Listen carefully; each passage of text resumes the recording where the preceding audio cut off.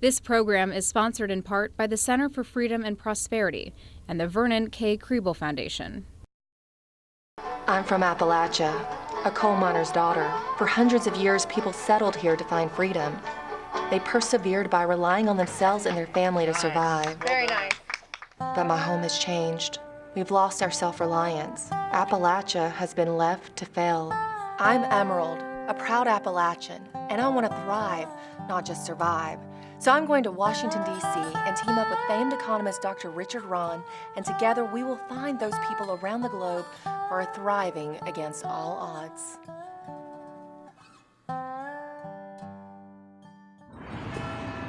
You can find style and originality in the most unexpected places. My line is mostly reuse, recycle, and make new garments from old things. Even I can make custom size, custom made.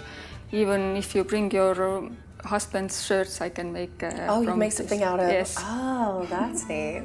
Marily Ruba is a clothing designer and mother who based the name of her line on a children's song after winning a design contest to get her business started. Something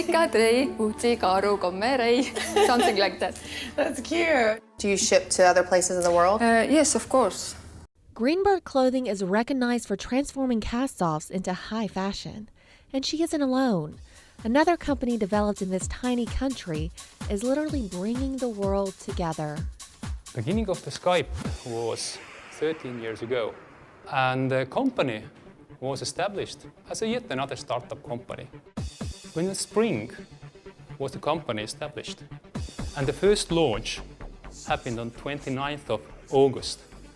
Then just few months later, we had 1 million downloads of Skype and 300,000 users using it. Andrus is in the vanguard of the technological age.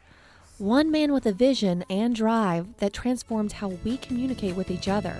He founded Skype, which has become one of the most recognizable trademarks in the entire world. It was a proof that you don't need to be in Silicon Valley to make something big and change the world.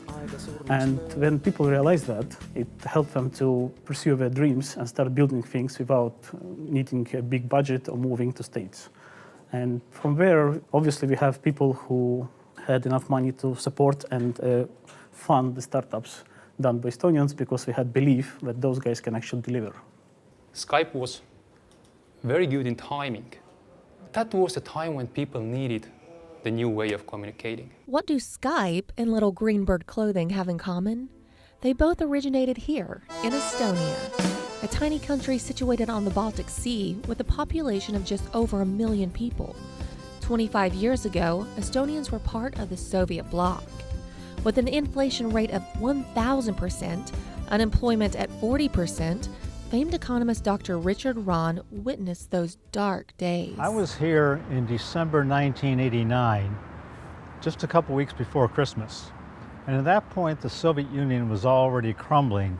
Most of Eastern Europe, other than the Baltics, had already acquired their freedom. But at the time, there was a small Christmas tree standing here, sort of straggly, and they had just a few little electric lights on it, like 6. And they were being allowed to have the first Christmas concert series in the church, I guess the first time in 40 years. Estonians had seen a ray of hope. In a series of demonstrations that is now collectively known as the Singing Revolution, Estonia declared its freedom from Soviet rule. Thousands of Estonians gathered together in Tallinn's large amphitheater to sing songs of Estonian national pride. And it was so emotional and moving at the time because you see the people, they were getting their freedom. In another show of solidarity, more than 2 million people from Estonia to Lithuania joined hands in what is now known as the Baltic chain. Everybody had a strong sense of freedom because for 40 years fought against communist occupation, so we wanted to be free. Finally, in 1991, Estonia's efforts were realized. We have decided to include the Baltic states as a group. And the country became a free country recognized by major powers throughout the world as an independent republic.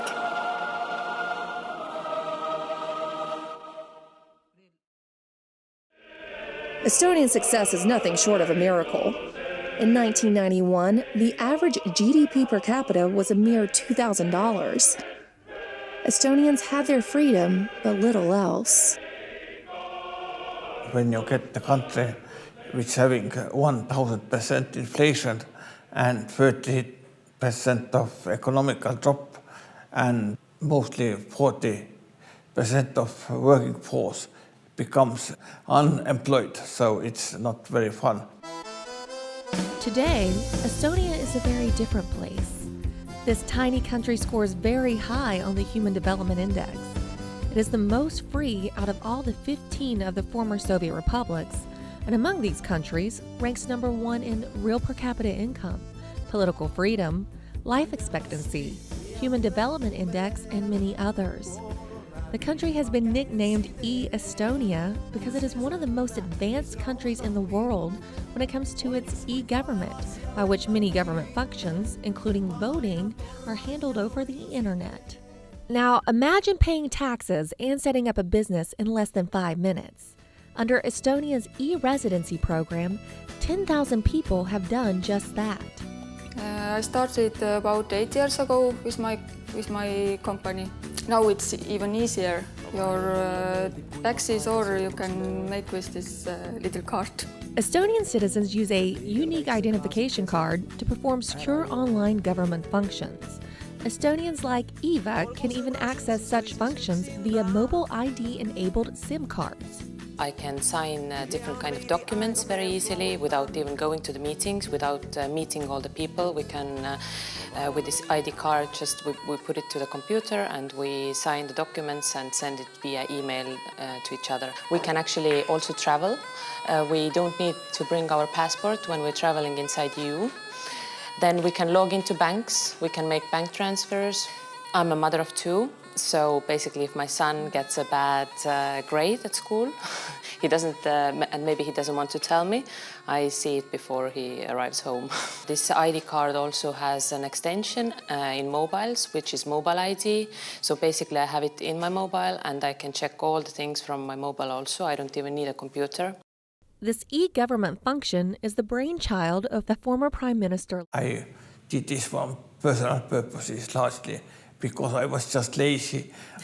I didn't want to carry all these papers on the press conferences. And then I said, no, that's it. So we will not carry them. We just do them directly. Mart Laar joined the fight for a better Estonia, becoming Prime Minister of the country at a shockingly young age. Mida siis Eesti Vabariigi kodanikud ikkagi No, I was not yet 33, I was 32. Nõukogude Eestit tahavad. And of course, I must say, quite big part of my government was even younger. So 26 and 27 and so on. So when we first time went to the European Council, then the security didn't want to let us in because they just say that some students or boys are coming and nobody of them looks like a prime minister, which is true. So I didn't look like prime minister very much.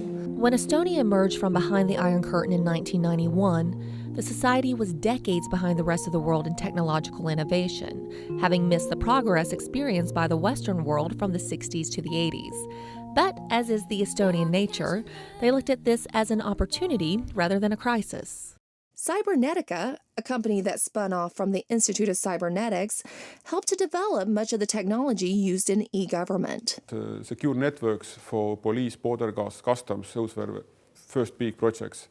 Then we did lots of works on the certification, digital signatures, helped to do the pilot project for our ID card, develop firewalls, VPN systems, this kind of stuff. Technically, it's a very simple thing. It's just a small chip that contains cryptographic keys for authentication for digital signature.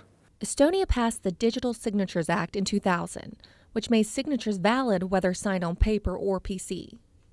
The basic building block of this system is the unique ID number that is used across all systems, from passports to banking to government offices.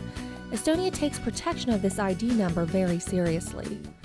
If somebody violates your privacy, if somebody really collects data from different governmental authorities and tries to correlate them, then it is possible to detect that this happened, it is possible to find out who did it, and there is a means to punish those people.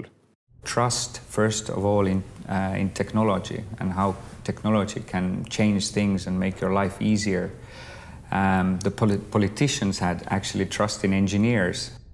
Under former Prime Minister Lahr's administration, the country established rule of law, eliminating much of the corruption. It also adopted a flat tax and implemented strong protections for private property, free markets, considerable trade freedom, and the lowest debt GDP ratio in Europe. Under his leadership, the economy started growing at around 7% a year. Foreign trade increased by 25% a year, and taxes fell, which made it easy for anyone in Estonia, indeed across the globe, to open a business in their country. It became an incubator for pioneering business ideas, for its newfound transparency, streamlined government, and its size.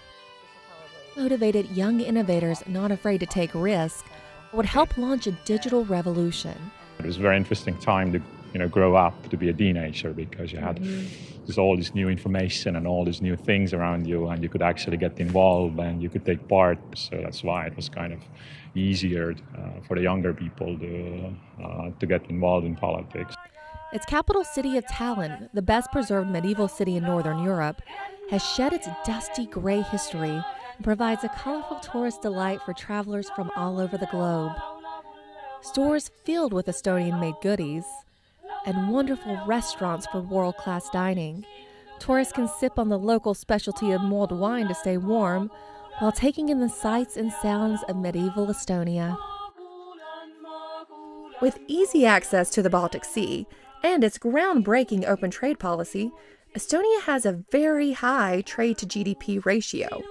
But perhaps that's just another way Estonia reflects its history as it forges ahead into the future. But down there is what historically was actually Tallinn, the city of traders. And in the medieval times, it was a very important trading city between the east and west, probably like one of the richest cities in the area. Merchants lived down there, and you had landlords who lived up here. It was a free city. It was part of the Hanseatic League.